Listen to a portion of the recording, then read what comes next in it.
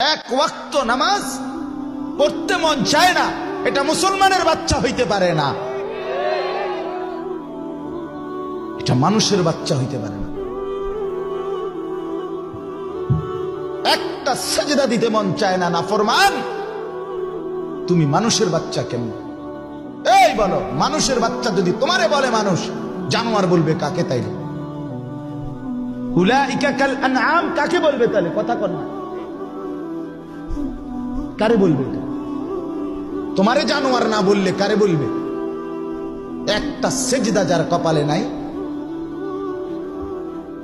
এক ওয়াক্ত নামাজ পড়তে মন চায় না, মানুষের বাচ্চা তুমি?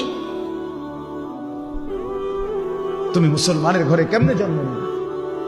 তুমি মায়ের পবিত্র দুধ 2টা বছর পান করলা বন্ধু, এভাবে মায়ের দুধের হক নষ্ট করে দিলা।